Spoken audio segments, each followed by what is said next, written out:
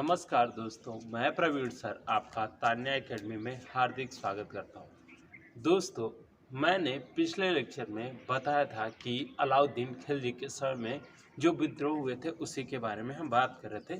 तभी मैंने बीच में क्लास को रोक दिया था। तो उसी विद्रोह में मैंने सबसे पहले किसकी बात की थी? नवीन मुसलमानों के विद्रोह के बारे में बात की थी।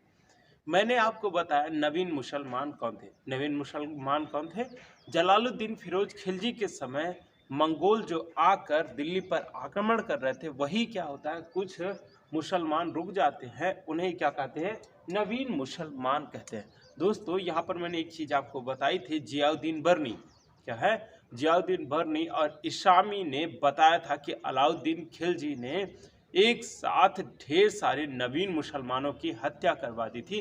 ये क्वेश्चन आपसे पूछा जा चुका है, तो इस चीज को आपको ध्यान रखना। किसने? जियाउद्दीन बर्नी। जियाउद्दीन बर्नी प्लस इशामी ने क्या किया था कि इसकी मतलब बताया था इसके बारे में कि एक साथ ढेर सारे नवीन मुसलमानों की हत्या करवाने वाला कौन था? अलाउद्दीन खिलजी। और इसका उल्लेख कौन करता है? जियाउद्दीन बर्नी और इशामी करता है। दोस्तों, ये क्वेश्चन आईएएस 2007 में पूछा जा चुका है, तो इस चीज को ध्यान रखना कि आज देखिएगा दोस्तों कि होता क्या है कि क्वेश्चन ज्यादातर रिपीटेड होते हैं या फिर उसी प्रवृत्ति के होते हैं जिससे प्रवृत्ति के आपसे पूछे जा चुके थे। तो आपने देखा नवीन मुसलमानों का विद्रोह। नेक्स्ट मैंने बताया था अकद खां का विद्रोह। नवीन मुसलमान जो होते हैं वो क्या होता है, रणथंभौर के शासक हमीर देव के पास जाके कुछ रुक जाते हैं जब हत्याएं करवाई जाती है। तो होता क्या है कि अलाउद्दीन खिलजी कहा जाता है रणथंभौर के अभियान पे जा रहा होता है। कहाँ पर? रणथंभौर के अभियान पे जा रहा होता है। तो वहीं बीच में क्या करता है, कुछ समय के लिए रुक जाता है। क्या होता है? कुछ समय के लिए रुक जाता है, और जब वो रुकता है तो वो क्या कर रहा होता है? शिकार खेल रहा होता है। क्या खेल रहा होता है? शिकार खेल रहा होता है। तो उसी के भतीजे ने क्या है, उसी के भतीजे अकद खां ने क्या है, अकद खां ने उसे अकेला देखकर क्या कर दिया, उस पर अटैक कर दिया। और अटैक करने के पश्चात उसे लगा कि क्या है, अलाउद्दीन खिलजी मर चुका है। अलाउद्दीन खिलजी के मरने की खबर कहाँ पहुंचाता है? दिल्ली में पहुंचाता है। और दिल्ली के हरम पर वो क्या करने वाला था? कब्जा करने वाला था। लेकिन क्या होता है, अलाउद्दीन खिलजी पहुंच जाता है और तत्पश्चात उन दोनों को अकद खां को क्या कर देता है? समाप्त कर देता है। इस तरीके से ये सारी चीजें होती है। नेक्स्ट देखा जाए, तीसरा जो विद्रोह था वो था मंगू खां का, जो अवध का नाम सूबेदार था। अमीर उमर जो था वो बदायूं का सूबेदार था। उसने क्या किया था? विद्रोह किया था। ये क्या होता है, उस समय भी कहाँ पे, किस अभियान पे होता है? रणथंभौर अभियान पे होता है। लेकिन अलाउद्दीन खिलजी के वफादार जो सूबेदार थे, उन लोगों ने क्या किया, मंगू खां और अमीर उमर का विद्रोह को क्या कर दिया? दमन कर दिया। इस तरीके से हमने 3 विद्रोहों के बारे में आपसे बात की थी। नेक्स्ट हम बात करने वाले हैं चौथे विद्रोह की, जिसका नाम है सिद्दी मौला का विद्रोह। क्या है? सिद्दी मौला का विद्रोह। सिद्दी मौला का विद्रोह जो हुआ था वो ये कौन था, पहले तो हमें समझना। क्या है? सिद्दी मौला था कौन, ये जानना है। तो ये कोतवाल फखरुद्दीन का सेवक था। किसका सेवक था? कोतवाल फखरुद्दीन का सेवक था। और ये क्या है, खुद ही शासक बनना चाह रहा था, इसलिए इसने विद्रोह किया। और विद्रोह करने की प्रवृत्ति में इसने तामर्दी, किसको? तामर्दी नामक कोतवाल की क्या करवा दी? हत्या करवा दी। क्या करवा दी? हत्या करवा दी। और तत्पश्चात सीरी के कोतवाल, किसका? सीरी के कोतवाल अयाज का वध करने का प्रयास किया। किसका? सीरी के अयाज, सीरी के कोतवाल अयाज का वध कराने की कोशिश की। नेक्स्ट क्या होता है, इसको मतलब कि इस विद्रोह को दमन किसने किया था? तो मलिक हमीदुद्दीन ने इस विद्रोह का दमन कर दिया। तो आपको पता होना चाहिए कि सिद्दी मौला का विद्रोह किसके समय हुआ था? अलाउद्दीन खिलजी के समय हुआ था। दूसरी चीज आपको पता होना चाहिए कि मलिक हमीदुद्दीन ने इस विद्रोह को दमन कर दिया। और तीसरी चीज क्या पता होनी चाहिए कि कोतवाल फखरुद्दीन का यह क्या था? सेवक था। तो दोस्तों, हमने इन विद्रोहों के बारे में देखा। तो होगा क्या, अब अलाउद्दीन खिलजी करेगा क्या कि जो विद्रोह हो रहे हैं उन विद्रोहों को और ना होने पाए, तो इसलिए उसने क्या क्या किया? तो उसने 4 अध्यादेश जारी किए। क्या किए? 4 अध्यादेश जारी किए। जो 4 अध्यादेश ये है, सबसे पहले किसका गठन किया? गुप्तचर प्रणाली का गठन किया। और गुप्तचर प्रणाली में एक और नया मुनहास की नियुक्त की। कि मतलब गुप्तचर के माध्यम से जो विद्रोह होने वाला है उसके बारे में अगर हम जान जाएंगे तो विद्रोह नहीं हो पाएगा। तो अलाउद्दीन खिलजी ने क्या किया, चार अध्यादेशों में पहला अध्यादेश क्या डाला, गुप्तचर प्रणाली का गठन किया। क्या किया, गुप्तचर प्रणाली का गठन किया। नेक्स्ट की बात की जाए तो उसने अमीरों की संपत्ति, क्या है, अमीरों की संपत्ति, धार्मिक व भूमि अनुदान जब्त कर दिया। क्या क्या, धार्मिक व भूमि अनुदान भी क्या कर लिया, जब्त कर लिया और इसे खालसा भूमि पर में परिवर्तित कर दिया।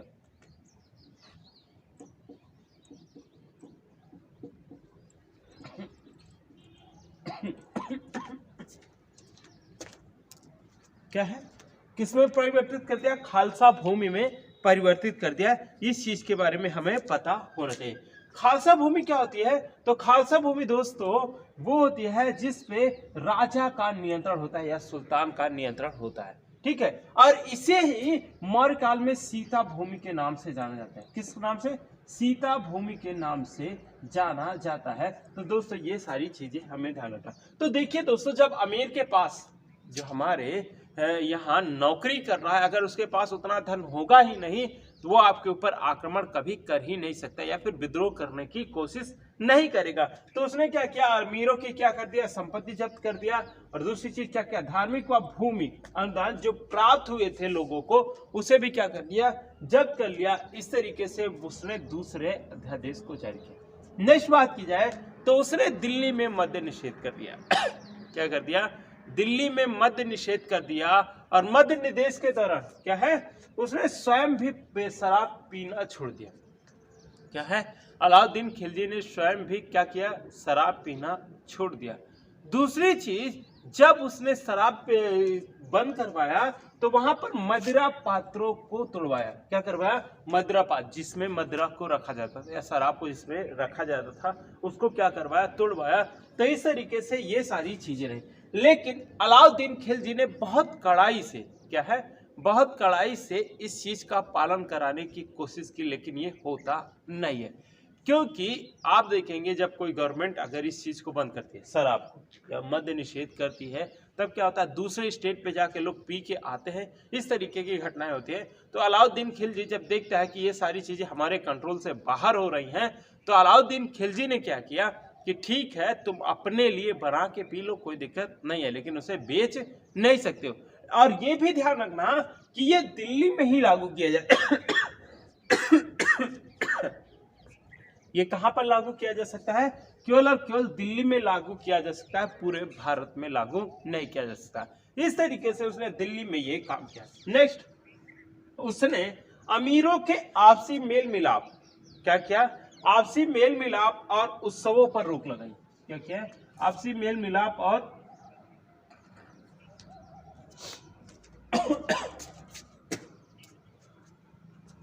आपसी मेल मिलाप और उत्सवों पर क्या लगाई, रोक लगाई। और आपसी विवाह के पूर्व, क्या है, आपसी विवाह के पूर्व सुल्तान से अनुमति की बात की।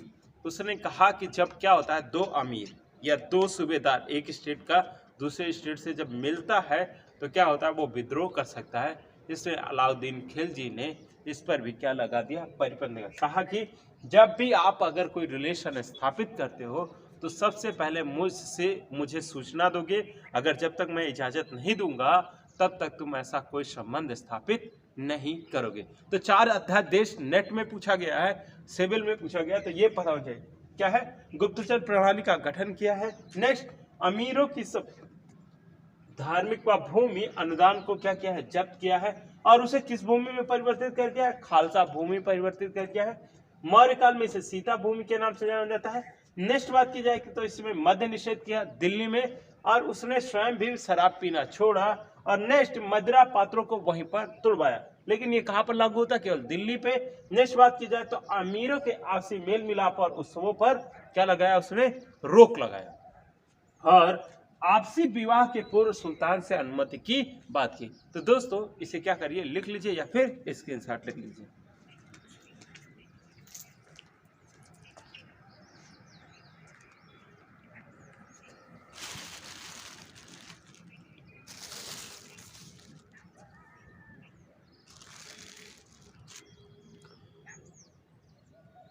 हो गया दोस्तों। दोस्तों जब हमने विद्रोह के बारे में बात कर ली है, अब हम बात करेंगे दोस्तों प्रशासनिक सुधार के बारे में बात करेंगे, क्योंकि आपको पता होना चाहिए कि अगर ये विद्रोह हुए तो विद्रोह के लिए नियम निकाले गए कि क्या नहीं करना चाहिए। अब क्या करेगा अलाउद्दीन खिलजी? प्रशासनिक सुधार करेगा। क्या करेगा? प्रशासनिक सुधार करेगा, जिसके माध्यम से क्या किया जा सके? साम्राज्य में शांति स्थापित की जा सके। और जब तक शांति स्थापित नहीं हो सकती है तब तक कुछ और नहीं किया जा सकता है। तो हम किसकी बात करेंगे? अब प्रशासनिक सुधारों के बारे में बात करेंगे। प्रशासनिक सुधारों की बात करेंगे तो अलाउद्दीन खिलजी ने एक नया विभाग स्थापित किया, जिसका नाम था दीवान ए रियासत। क्या है? दीवान ए रियासत नामक विभाग के गठन किया। किसका? दीवान ए रियासत का, जो क्या करता था? व्यापारियों पर नियंत्रण स्थापित करता था वह, और बाजार में जो भी सुधार होते थे उसके बारे में काम करता था। कौन? दीवान ए रियासत। तो लिखिएगा प्रशासनिक सुधार। अलाउद्दीन खिलजी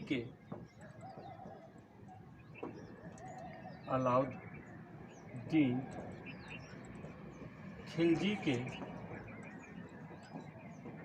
प्रशासनिक सुधार,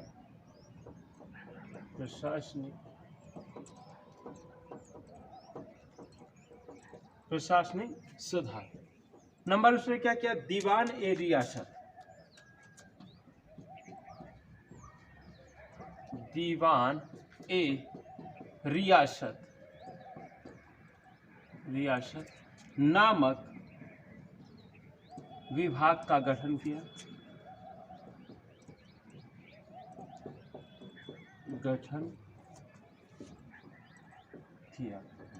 इसका कार्य क्या था?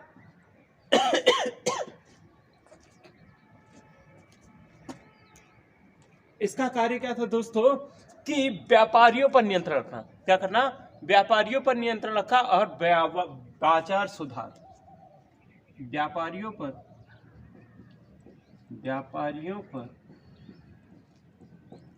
नियंत्रण एवं बाजार सुधार। ठीक है, तो हमने देखा ठीक है कि क्या क्या की ये सारी चीजें हैं। नेक्स्ट उसने क्या किया? बरीदों की नियुक्ति किसने की थी? बलबन ने की थी। लेकिन बरीदों का प्रमुख बरीद ममालिक की नियुक्ति किसने की थी? अलाउद्दीन खिलजी ने की थी। उसके अतिरिक्त मुनिहास नामक गुप्तचरों की भी नियुक्ति की थी। तो लिखिएगा दूसरे नंबर पर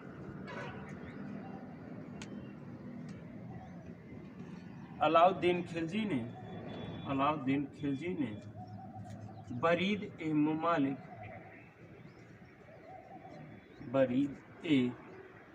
ममालिक के नेतृत्व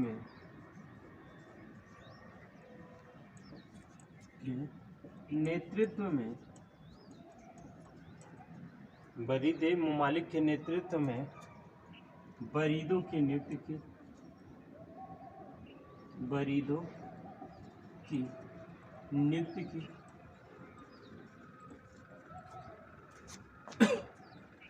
नियुक्ति की।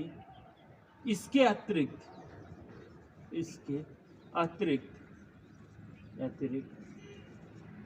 मुनिहास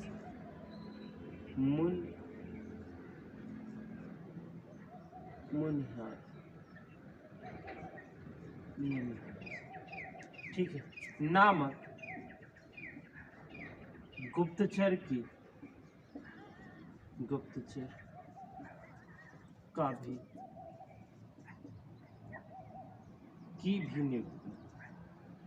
नियुक्ति ठीक है दोस्तों। जैसे कि अलाउद्दीन खिलजी जान रहा था कि अगर गुप्तचर अगर हमारे सही नहीं होंगे, हम कोई भी कार्य करना चाहेंगे तो उसे ढंग से नहीं किया जा सकता है, इसलिए उसने ये सारी नीतियों को लागू किया कि मतलब कि बरीद तो होंगे ही, बरीद ए ममालिक जो होगा बरीदों का प्रमुख होगा, लेकिन उसके अतिरिक्त किसकी नियुक्त किया गया, मुनिहाज की भी नियुक्त किया गया कि जिससे क्या हो, शासन संचालन में हमें क्या प्राप्त हो सके, सहायता प्राप्त हो सके। और अमीरों को ये डर बैठ गया था कि मेरे बीच हजारों की संख्या में किसकी नियुक्ति हुई है, गुप्तचरों की नियुक्ति है, और गुप्तचरों की नियुक्ति हुई है तो विद्रोह करने की तो कोई बात हो ही नहीं सकती। तो दोस्तों इसे लिख लीजिए या फिर उसे इसके अनुसार।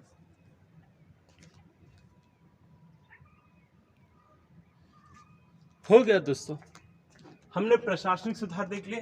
अब हम क्या बात करते हैं, सैन्य सुधार के बारे में। किसके बारे में, सैन्य सुधार के बारे में। दीवान ए रियासत विभाग का गठन किया, किसका गठन किया, दीवान ए रियासत और बरीद ए ममालिक। किसका, दीवान ए रियासत और बरीद ए ममालिक। और दूसरी चीज इसने गुप्तचर में एक और चीज क्या लागू की, क्या की कि उसने मुनिहाज नामक और एक गुप्तचर की नियुक्ति की थी।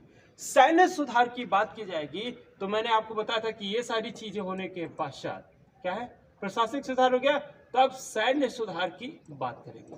सैन्य सुधार की बात करेंगे तो सबसे पहली बात आती है कि अलाउद्दीन खिलजी ने क्या किया था। तो अलाउद्दीन खिलजी ने क्या किया था, इससे पहले चली आ रही इक्ता व्यवस्था, क्या है, इक्ता व्यवस्था को समाप्त कर दिया। क्या कर दिया, इक्ता व्यवस्था को समाप्त कर दिया और उसके जगह पर क्या देना शुरू किया, नगद वेतन शुरू किया गया।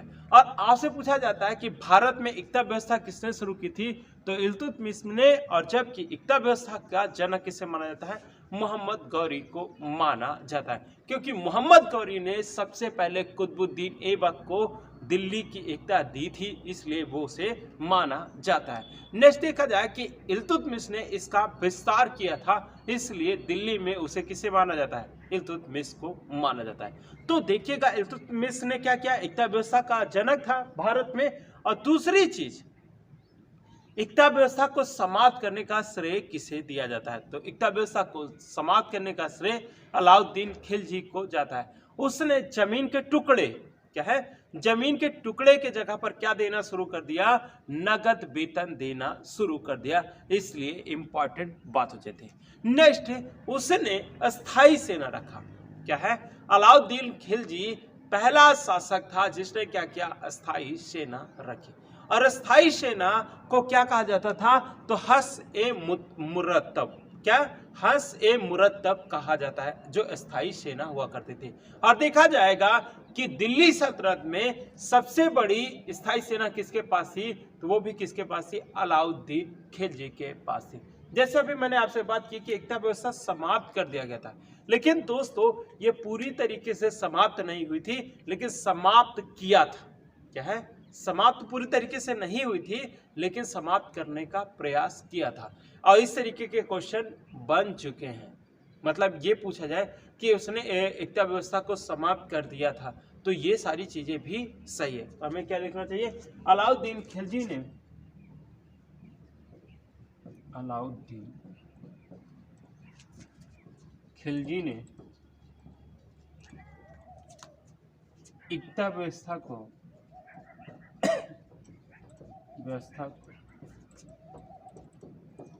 समाप्त करके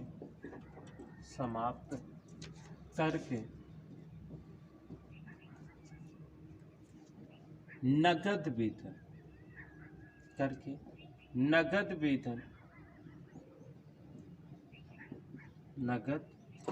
वेतन देना प्रारंभ किया,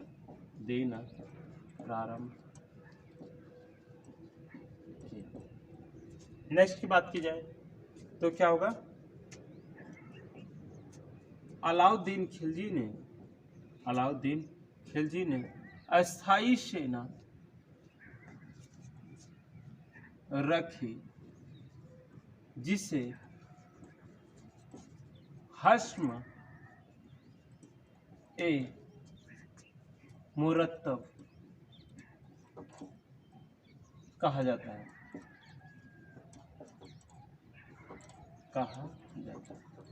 ठीक है। तो क्या किया, अलाउद्दीन खिलजी ने अस्थाई सेना रखी।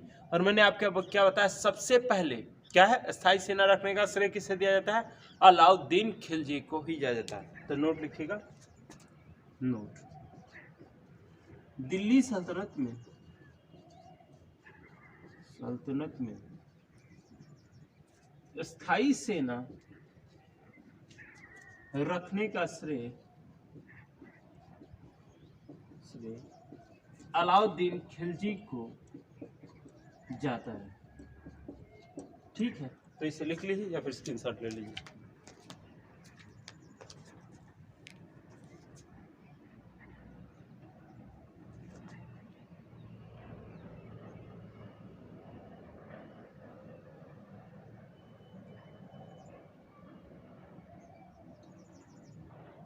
हो गया। अब क्या हो गया, अस्थाई सेना की बात हो गई। अस्थाई सेना की बात हो गई है तो दोस्तों आपको पता होना चाहिए कि सेना में भर्ती कौन करता था। क्या है, अब सुल्तान तो जाएगा नहीं भर्ती करने, तो आरिज मुमालिक, क्या है, आरिज मुमालिक एक सैन्य अधिकारी हुआ करता था। वो क्या करता था, सेना में भर्ती करने का कार्य करता था। कौन करता था? आरिज मुमालिक। क्या करता था? आरिज मुमालिक सेना में भर्ती करने का कार्य किया करता था। तो लिखिएगा, सेना में सैनिकों की भर्ती का कार्य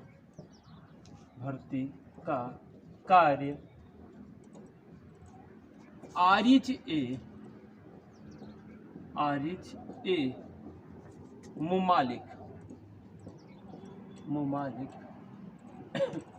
करता था। कौन करता था?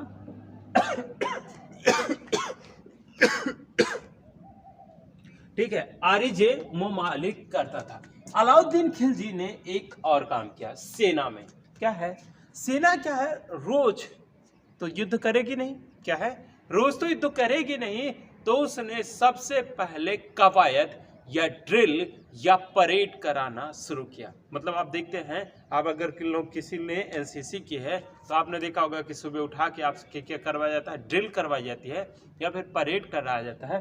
तो वो सारी चीजें हैं। तो इसने क्या किया, सैनिकों को स्वस्थ रखने के लिए, चुस्त और दुरुस्त रखने के लिए उसने क्या किया, सबसे पहले परेड कराना शुरू किया या ड्रिल कराना शुरू किया। तो लिखिएगा, अलाउद्दीन खिलजी ने सर्वप्रथम परेड आप ड्रिल कराना शुरू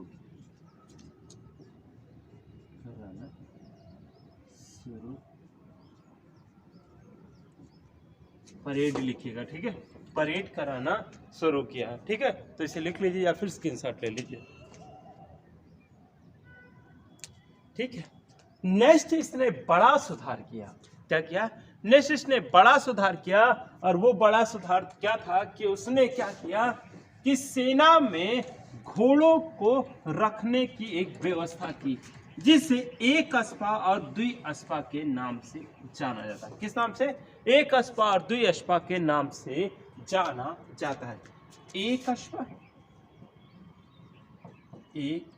अस्पा और द्विअस्पा। द्विअस्पा। तीसरी चीज इसने हुलिया प्लस दाग पद्धति। क्या करवाए? दाग पद्धति।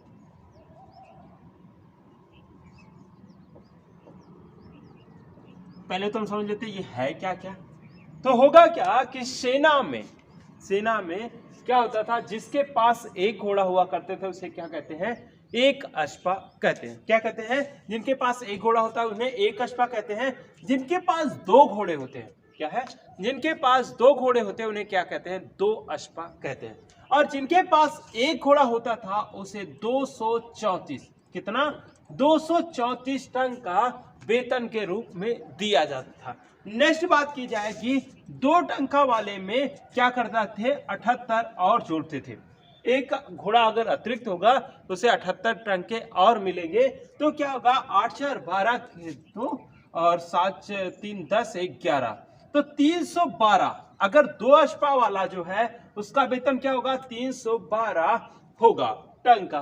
तो इस तरीके से आपने देखा कि 1 अश्वा वाले के पास 1 घोड़ा होगा और 2 अश्वा के पास 2 घोड़े होंगे और उसका वेतन क्या होगा, 234 टन का, और 2 अश्वा वाले का 78 और मिलेगा, मतलब 312 टन के उसे वेतन के रूप में मिलेंगे।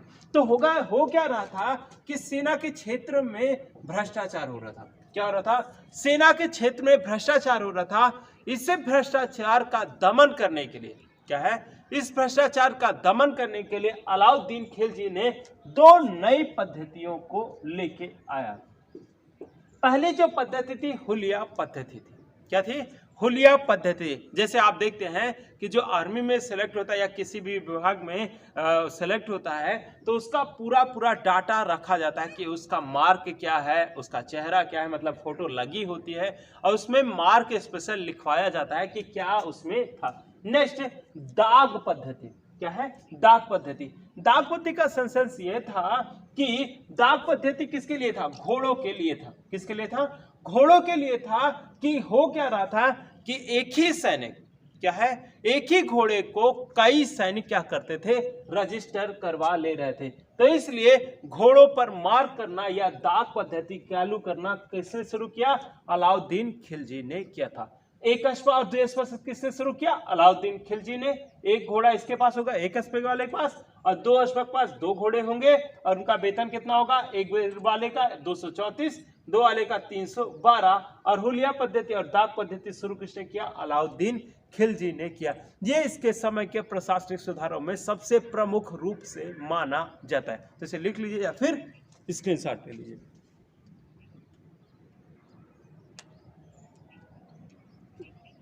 ठीक है दोस्तों, इसके साथ ही आपको यह ध्यान रखना है कि अलाउद्दीन खिलजी ने किस आधार पर सेना का गठन किया था। तो दोस्तों इसने मंगोलों के आधार पर, क्या है, मंगोलों के आधार पर दशमलव पद्धति पे, क्या है, दशमलव पद्धति में सेना का गठन किया था। तो लिखिएगा, अलाउद्दीन खिलजी ने मंगोलों के अनुसार, मंगोलों के अनुसार के आधार पर सेना का गठन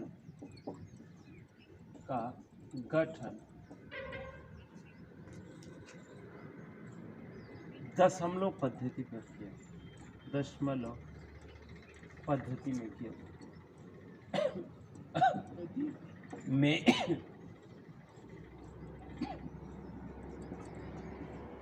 किया था। दोस्तों इसे लिख लीजिए या फिर स्क्रीनशॉट ले लीजिए।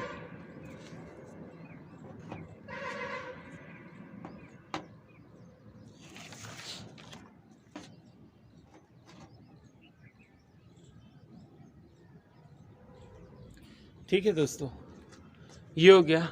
अब दोस्तों हम बात कर लेते हैं अलाउद्दीन खिलजी के बाजार नियंत्रण के बारे में। क्योंकि इतनी बड़ी सेना रख रहा है, स्थायी सेना रख रहा है, इसका साम्राज्य बड़ा है, तो इसे सैन्य खर्चे के लिए पैसे भी तो चाहिए। क्या चाहिए, पैसे भी तो चाहिए। तो अलाउद्दीन खिलजी ने किया क्या भैया, कि कैसे उन सेनाओं का पालन पोषण किया या भरण पोषण किया, कि कैसे कैसे उन्हें पाला जा सकता है। तो हम क्या बात करेंगे, आप अलाउद्दीन खिलजी के बाजार नियंत्रण के बारे में बात करेंगे। अलाउद्दीन खिलजी का बाजार नियंत्रण, बाजार नियंत्रण की बात करेंगे तो अलाउद्दीन खिलजी को बाजार नियंत्रण की जरूरत क्या पड़ी थी। पहली बात तो उसे बाजार नियंत्रण की जरूरत इसलिए पड़ी थी कि उसके समय में क्या हो रहे थे, मंगोलों के आक्रमण हो रहे थे। क्या हो रहे थे, मंगोलों के आक्रमण हो रहे थे और उससे सुरक्षा के लिए उसे किसकी जरूरत थी, सैनिकों की जरूरत थी। इसलिए उसे बाजार नियंत्रण की जरूरत थी।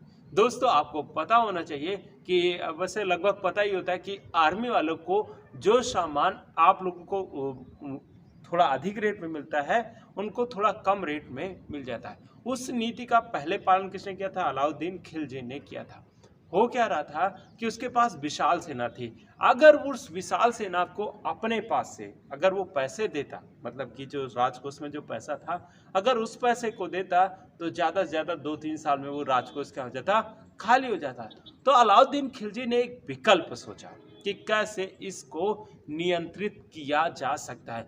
तो उसने क्या किया कि बाजार नियंत्रण लागू की, और बाजार नियंत्रण लागू की तो नियंत्रण के लिए क्या है, उसने क्या किया, बाजार में जो भी चीजें थी उनका रेट फिक्स कर दिया। क्या कर दिया, रेट फिक्स कर दिया कि इससे अधिक रेट में आप कभी भी बेच नहीं सकते, और सबको रजिस्टर्ड होगा। क्या होगा, सब लोग जितने लोग काम कर रहे हो बाजार में या फिर जो लोग व्यापारी वर्ग था उनको क्या किया जाएगा, रजिस्टर्ड किया जाएगा, और रजिस्टर्ड करके ही आप क्या कर सकते हो, व्यापार कर सकते हो। और आप कभी गलती करते हो या कम तौलते हो या ज़्यादा पैसे लेते हो तो जितना ग्राम आप कम देते हो आपका उतना मांस काट लिया जाएगा। इस तरीके की कठोर नीति किसने लागू की थी, अलाउद्दीन खिलजी ने लागू की थी। आपसे कई बार क्वेश्चन बनता है कि अलाउद्दीन खिलजी ने बाजार नियंत्रण लागू किया। नेक्स्ट उसमें क्वेश्चन पूछता है कि वो बाजार नियंत्रण के माध्यम से अपने महलों को बनवाना चाह रहा था। तो दोस्तों ये सही नहीं होगा। तो अलाउद्दीन खिलजी ने क्या किया था, बाजार नियंत्रण किया था, लेकिन उसने क्या किया है, सैनिकों को ध्यान में रखकर यह कार्य किया था। तो लिखेंगे अलाउद्दीन खिलजी ने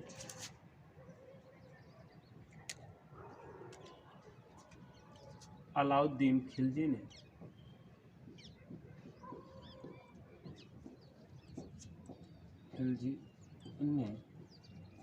मंगोलों के आक्रमण से बचने के लिए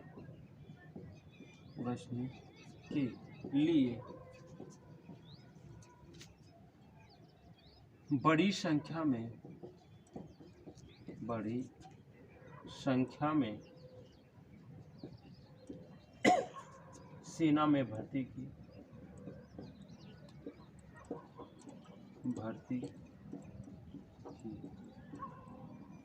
और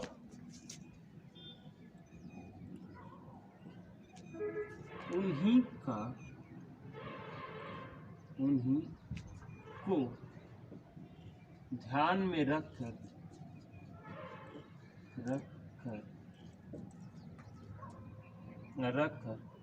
बाजार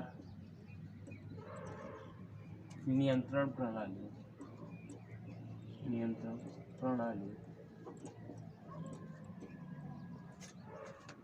स्थापित। ठीक है दोस्तों, इसे लिख लीजिए फिर स्क्रीनशॉट ले लीजिए।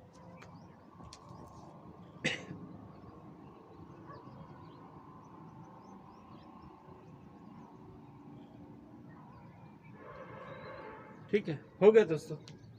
नेक्स्ट इसने और क्या किया, बाजार नियंत्रण के लिए इसने क्या किया, 3 अधिकारियों की नियुक्ति। किसने, 3 अधिकारियों की नियुक्ति, और बाजार में गुप्तचरों को छोड़ के रखा कि कैसे अगर कोई गलत तरीके से लूट तो नहीं रहा या फिर ज़्यादा पैसों में उसे बेच तो नहीं रहा, उसके बारे में बात की। तो देखेंगे उसने क्या किया, शाहना ए मंडी की नियुक्ति। किसकी, शाहना ए मंडी। किसकी, शाहना ए मंडी नंबर 1। नेक्स्ट बात की जाएगी तो दीवान ए रियासत। किसकी, दीवान ए रियासत। नेक्स्ट बात की जाएगी तो सराय ए अदल। क्या है, सराय ए अदल। ठीक है, इन तीनों के माध्यम से क्या है, इन तीनों के माध्यम से क्या किया, बाजार नियंत्रण करना चाहा अलाउद्दीन खिलजी ने, और उस पर उसने नियंत्रण भी स्थापित कर लिया।